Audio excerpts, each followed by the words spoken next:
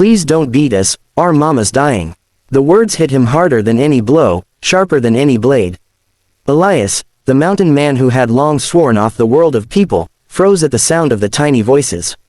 They came from the edge of the tree line, just beyond his cabin, carried on the brittle wind of early winter.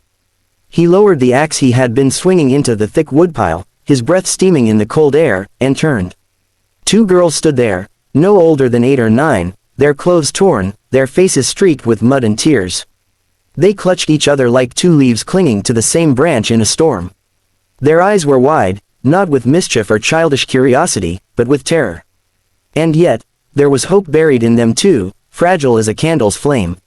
For years Elias had kept to himself in these mountains.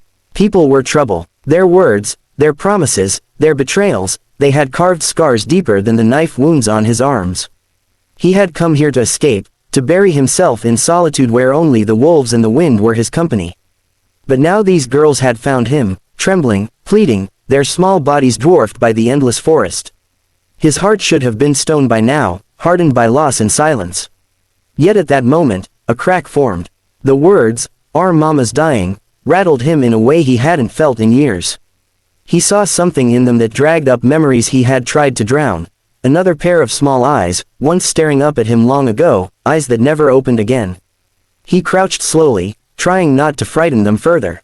"No one's gonna beat you here," he said, his voice rough from disuse, carrying the weight of both promise and warning. The older girl stepped forward slightly, her hands trembling but her chin lifted in a brave defiance. "She's sick," she whispered. "Mama's burning up. We tried to help, but we don't know what to do. Please, please come." Elias hesitated, his instincts warring with each other. He had not crossed into another soul's life in years. He had chosen solitude for a reason. And yet, how could he turn from this? The mountains might be cruel, but not as cruel as watching a child beg for their mother's life. He glanced at the horizon, where the clouds pressed low and heavy, promising snow before nightfall. Time was short. If he refused, if he closed his cabin door and let them vanish back into the woods, their mother would die, and the weight of it would haunt him longer than any storm. He grabbed his old coat, heavy with patches, and slung his worn satchel over his shoulder. "Show me," he said simply. The younger girl gasped with relief, and the older one nodded, her small hand tightening around her sister's as though to say, "We did it, he's coming." The path they led him on was steep, winding through rock and pine, every step crunching with the bite of frost. Elias followed silently, his mind storming louder than the wind. Who were they? Where had they come from? He had lived on this mountain long enough to know every family within a day's walk, and yet he had never seen these girls before. The younger one stumbled once on the path, her knees scraping against stone, and Elias instinctively bent to lift her. She clung to him without hesitation, as if she had already decided he was safe. The warmth of her tiny hands on his weathered skin struck him with a force he couldn't name. When they finally broke through the trees, a shack came into view, small, crooked, more patchwork than home. Its chimney coughed only faint wisps of smoke, and the door hung on one hinge. The girls darted ahead, calling out softly, "Mama! Mama, we found help." Elias stepped into the dim interior, ducking his head against the low frame, and his eyes adjusted to the gloom. On a straw mattress against the wall lay a woman, her face pale and drenched in sweat, her body racked by violent shivers. She turned weakly at the sound of their voices, her lips parting to form words that broke into coughing. The sight rooted Elias in place. This was no passing sickness, this was the kind of fever that devoured whole families. The girls fell to their knees at her side, clutching her hands, their eyes full of desperate faith that this mountain stranger could save her. Elias drew in a slow breath, his chest heavy. He was no doctor, no healer. He was just a man who had chosen exile to escape the failures of his past. And yet the weight of their pleading eyes chained him in place. He couldn't walk away, not now. He set down his satchel, his hands steady though his mind roared.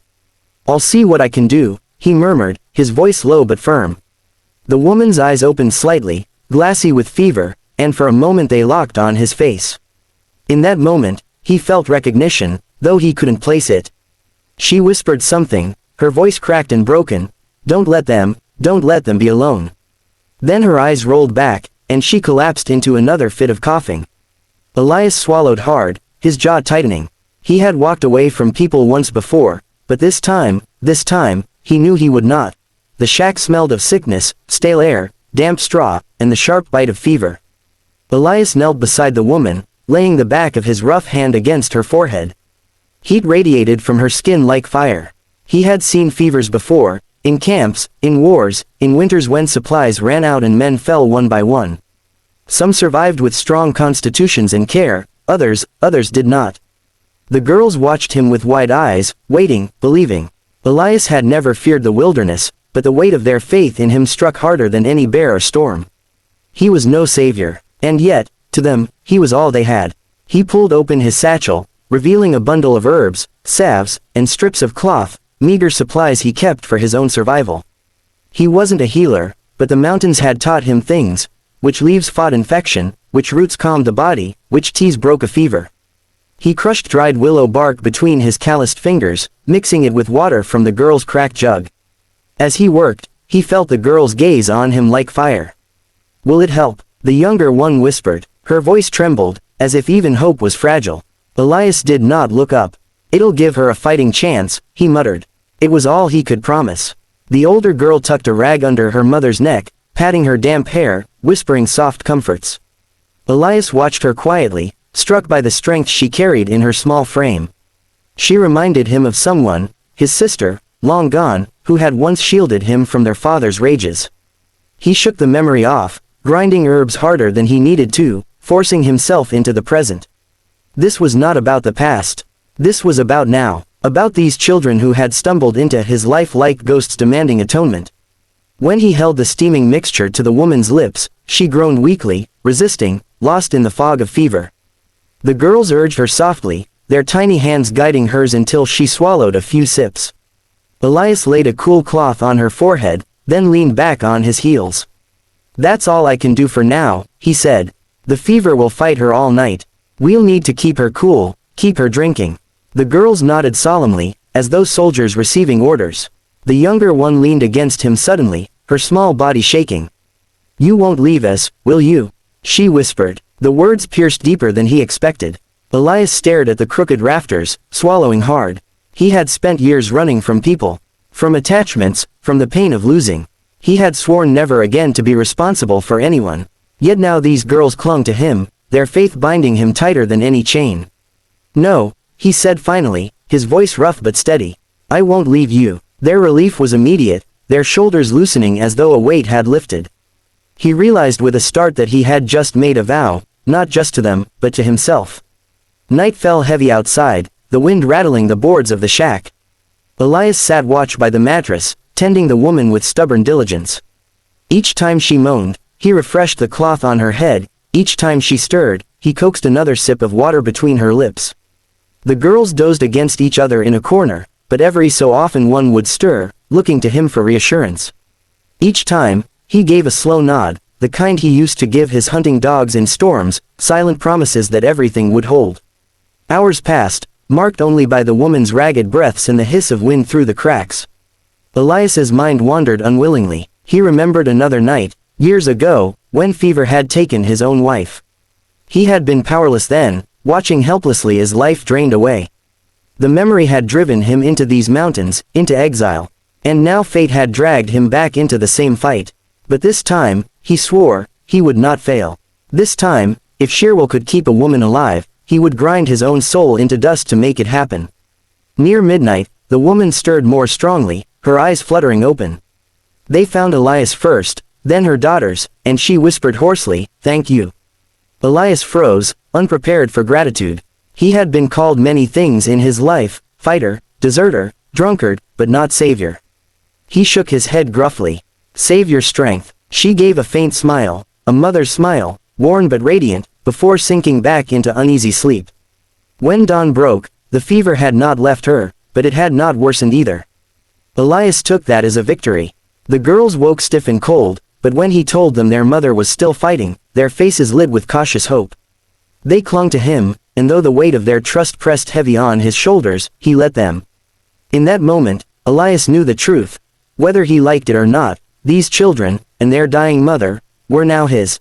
The mountain morning broke cold and clear, sunlight spilling weakly through the cracks in the shack's broken roof.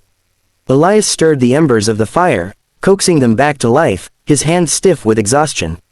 He had not slept, could not sleep. The fever still raged through the woman's body, her breaths shallow, her skin slick with sweat. Each hour was a battle, and though she still clung to life, Elias knew the fight wasn't over. The girls hovered close, their eyes darting between him and their mother as though afraid to let either out of sight.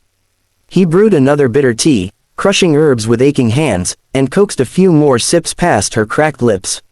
She moaned faintly, but this time, instead of turning away, she drank. Elias felt a spark of something stir in his chest, hope, fragile and dangerous. He set the cup aside, adjusting the cloth on her forehead, and for a moment his eyes softened. He had promised himself years ago never to feel this again, never to carry another's life in his hands. And yet here he was, binding himself to strangers with every heartbeat. As the day wore on, the fever finally began to break. Her breathing steadied, her skin cooled beneath his touch. When her eyes fluttered open in the pale light of afternoon, they were clearer than before. She gazed at her daughters first, their hands gripping hers like anchors, then at Elias. There was gratitude in her eyes, but also something else, recognition, maybe even understanding. Her lips parted, her voice no stronger than a whisper. You stayed. Elias looked away, suddenly uncomfortable, as if the words accused him more than thanked him. Someone had to, he muttered. The girls flung their arms around their mother, tears streaming down their faces, not of fear this time, but of relief. Elias rose, retreating toward the doorway, needing air. The snow-crusted ground crunched beneath his boots as he stepped outside, staring at the jagged peaks beyond. For years, those mountains had been his only companions. He had thought himself free in his solitude, but in truth he had only been hiding, from his failures, from the ghosts of the ones he hadn't saved. Now, for the first time in a decade, he felt a pull stronger than the mountains. The pull of people who needed him. Behind him, the older girl's voice called softly. Mister. He turned. She stood in the doorway, her small figure framed by the dim light within. Will you stay with us? Until Mama's better. Her eyes searched his face, brave but uncertain, as though she feared he might vanish like smoke. Elias's throat tightened. He had built his life on walking away, but now the thought of leaving felt impossible. He thought of the long winters to come, of two children trying to keep a frail mother alive in this unforgiving wilderness. They wouldn't survive alone, and he could no longer pretend that he wanted to be alone. He gave a slow nod, his voice steady when he spoke. I'll stay. The girl's face lit with relief, and she darted back inside to tell her sister. Elias lingered a moment longer in the cold air, staring at the endless horizon. He knew what it meant. Staying meant responsibility. It meant opening wounds he had sealed with silence. It meant belonging again, but it also meant redemption, a chance to fight for life instead of running from death. When he stepped back inside, the mother was awake, her gaze fixed on him.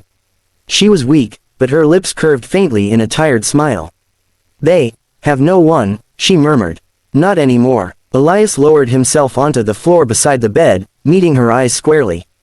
They do now, he said simply. For a long moment, the shack was quiet but for the sound of her steadying breaths, the crackle of the fire, and the soft sighs of two girls who had finally stopped crying. That night, when darkness fell again over the mountains, Elias sat by the fire with the girls huddled against him. Their mother slept peacefully for the first time, her fever easing. The weight of his solitude, once his shield, slipped away piece by piece. In its place came something heavier but stronger, purpose. The girls clung to him not with fear this time, but with trust. And for the first time in years, Elias let himself believe he had something worth staying alive for. He looked into the fire, its flames reflecting in his weary eyes, and whispered to himself, not this time. I won't fail them this time. Outside, the wind howled across the ridges, but within the little shack, for the first time in a long while, there was warmth.